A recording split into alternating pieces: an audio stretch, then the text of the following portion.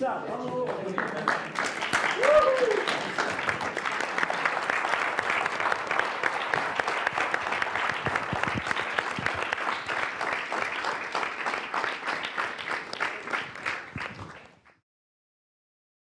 Je pense que le fait de cumuler des postes quand on fait du cinéma et de comprendre comment ça se passe dans la tête d'un acteur et de ressentir les vibrations de ce que peut ressentir un acteur, un régisseur, un chef opérateur, aide beaucoup au processus quand on fait un film, quoi. Moi, au fur et à mesure des films, je trouve ma patte et je trouve mon univers à travers des choses qui sont plutôt émotionnelles, humaines. Et c'est vrai que les dialogues, l'histoire et la direction d'acteur, c'est ce qui m'intéresse le plus. Forcément, si vous allez voir Mensch, par exemple, j'ai travaillé avec Sami Frey et j'ai travaillé avec Nicolas Cazalet de façon complètement différente. Il y a un acteur qui est arrivé vers les choses et qui avait 45 ans de théâtre derrière lui et donc avec lequel il a fallu travailler d'une certaine façon. Et il y a un autre acteur qui, jusqu'à maintenant, avait eu des personnages qui lui collaient à la peau. Et il fallait plus l'amener vers quelque chose de plus mature, de plus senti. Et donc on a travaillé différemment, mais oui, forcément, je trouve que c'est bien de pouvoir se mettre dans la peau d'un acteur. Je travaille comme au théâtre. Je répète avec mes acteurs, ou en tous les cas, je les vois pendant de longues heures. C'est la collaboration, et c'est voilà, d'être dans le film, de se mettre dans le film. Avec Maurice Bénichou sur Mensch, je suis allé manger des boulettes dans le Faubourg Montmartre, on a déjeuné 3-4 fois ensemble, et à travers des bouffes, on parlait du personnage, de l'univers, de ce côté mafieux un peu qu'il a dans le film. Avec Sami Frey, j'ai parlé des mots, des détails, on a parlé des semelles de ses chaussures, du manteau qu'il allait porter, des mots, des décors, il a voulu voir tous les décors. Avec Nicolas, il a pris un appart dans le quartier où on tournait pendant 3 mois. Il s'est imbibé de l'atmosphère, il a bu son café là, il a posé des questions, il a absorbé. C'est un travail avec les gens, c'est un travail avec le travail, c'est un travail avec les envies, c'est un travail avec les atmosphères. C'est quelque chose à travers lequel on fait rentrer les gens dans son univers ou dans l'univers du film. Et c'est ce qui fait déjà qu'on mesure l'envie qu'ont les partenaires de faire partie de l'aventure. C'était une vraie aventure humaine avec des acteurs, des techniciens qui avaient envie de faire un film de cinéma. Est-ce que tu te sentirais capable de faire un film de commande? Puisque là, pour le moment, on a vraiment le sentiment que ce sont des films très personnels, dans un univers qui est assez cohérent. J'en ai fait un, ouais. Qui s'appelait Cavalcade, qui était le 3e. C'était une commande, ça? C'était une commande, c'était à l'opposé de moi même. Au moment où je l'ai fait, j'avais envie de le faire, c'était bien. Après, si demain je lis un scénario à travers lequel je ressens des choses, j'apprends des choses et je rentre dans un univers que je connais pas et qui est bien écrit, pourquoi pas, ouais.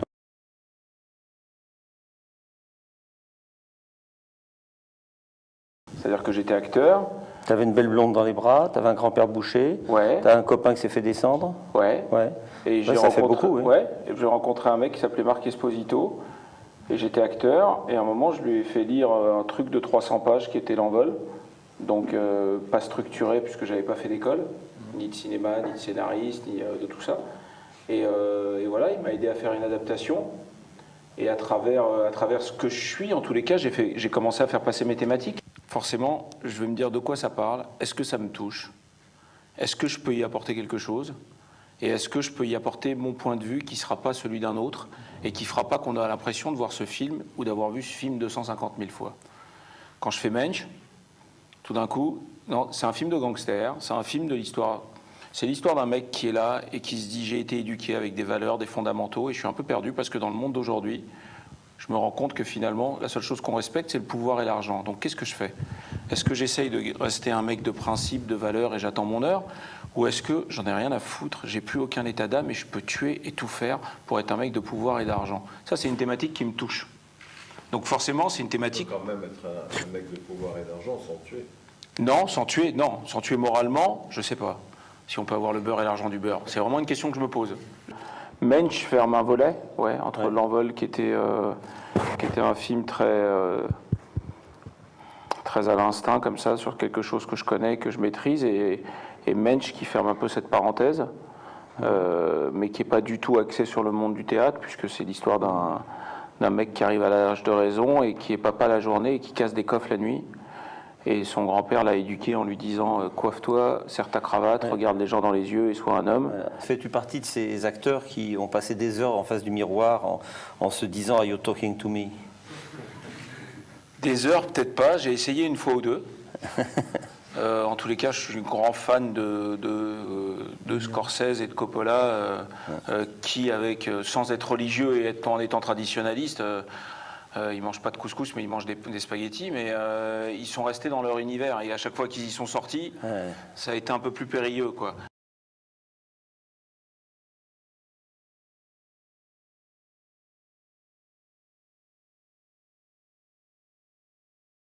J'ai écrit un bioépique sur l'histoire d'un boxeur, c'est une histoire vraie. Il y a un boxeur qui est né en 1911 à Tunis qui s'appelait Victor Young Pérez. On a fait des recherches pendant 1 an et demi. J'ai retrouvé 4 mecs qui ont entre 96 et 99 ans en vie. On est parti les filmer, on a 2h30 d'images. On a filmé ces gens-là, ils étaient dans les camps avec lui, ils étaient dans Paris avec lui. On a retrouvé des trucs sur Mireille Balin, Alina. On a retrouvé des documents Gaumont et Pathé sur ses matchs, sur ses entraînements de boxe. On a tout reconstitué par rapport à ça. On est allé en Tunisie, dans le quartier où il a vécu, où il est né. On a reconstitué des témoignages. On est allé à Auschwitz. On a travaillé sur le Paris des années 30. C'est 1 an et demi de travail, avec 2 scénaristes. Sur des faits réels, on a retrouvé, il y a un neveu encore en vie. C'est d'abord de voir un mec ordinaire qui a une vie extraordinaire, qu'on me parle d'un destin qui est assez fabuleux, dont personne ne connaît l'existence. Donc, contrairement à tous les biopics qu'on est en train de faire sur des vies de gens qu'on connaît par cœur, tout d'un coup aller sur une vie dont on ne sait même pas que ça existait. Genre Coluche chez Gainsbourg, quoi. Genre, mais quand en plus on me raconte ça, je me dis, mais c'est extraordinaire de pouvoir raconter une histoire comme ça, parce que d'abord c'est en quelque part une leçon de vie, c'est une leçon de courage, c'est une leçon d'optimisme, et tout d'un coup ça montre que voilà, si tu as envie de faire un truc, et si tu t'en donnes les moyens, en tous les cas, si ça devient une obsession, tu finis par y arriver. Voilà. Après, le mec aurait été, honnêtement, le mec aurait été argentin ou le mec aurait été espagnol, et on m'aurait raconté cette histoire, c'est pareil. Vous serez toujours confronté à un point de vue artistique, commercial et de choix.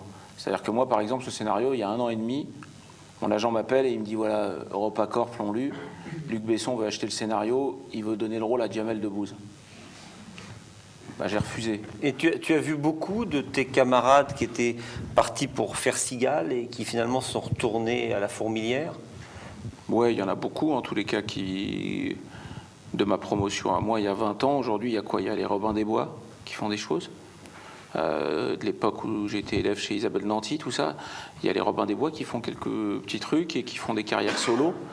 Et sinon, ouais, il y a 90% de ma promotion qui fait plus ça, je pense. Il faut se battre.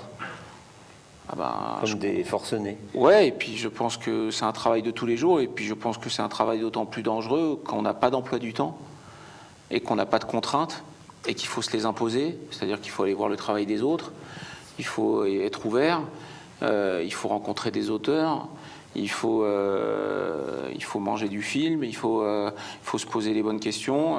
Tout ça, c'est un vrai travail sur soi. C'est des métiers de chance aussi. C'est des métiers qui sont bourrés de coefficients qu'on maintient et des fois qu'on possède pas. Et que c'est pas un 100 mètres. Donc c'est sur la longueur. J'aime bien prendre un acteur qui a connu un succès, qui est dans une longue période de vide alors qu'il a gardé ses qualités, où j'aime bien faire décoller entre guillemets un acteur. Je jubile de ça. Voilà. Je trouve que c'est génial de faire pour les autres ce qu'on n'a pas fait pour moi en tant qu'acteur. Donc quelque part c'est quelque chose qui m'excite. Donc quand j'arrive devant un producteur et je lui dis moi je crois en Nicolas Cazalet, je pense que c'est le futur Marlon Brando. D'un film à l'autre, on a l'impression de retrouver l'idée de la troupe de théâtre. Est-ce que tu es aussi fidèle avec les techniciens? Très. Quand ça se passe bien, très. Mais c'est plus des traits de caractère, ça. C'est-à-dire que moi, j'ai vu des metteurs en scène qui, tout d'un coup, trouvaient intéressant de changer, très amicalement. Et de dire à un technicien, bah, écoute, on a fait un petit bout de chemin ensemble, c'était bien, je vais essayer d'autres gens. Moi, j'aime bien l'approfondissement.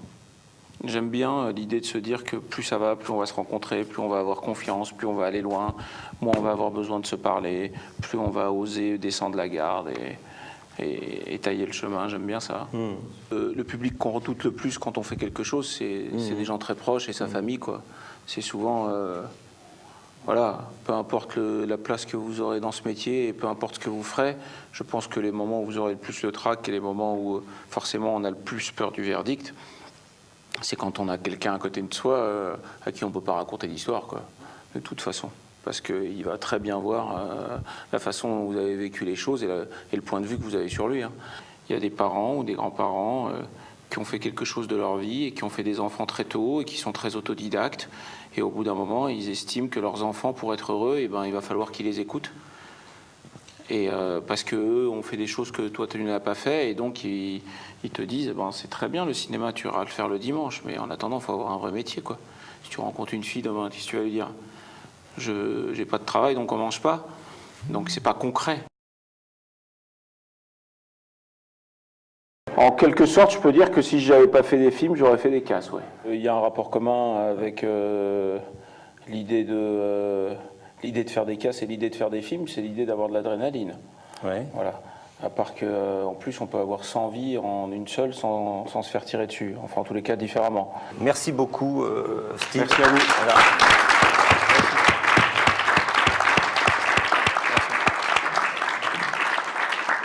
C'est un plaisir. C'est sincère.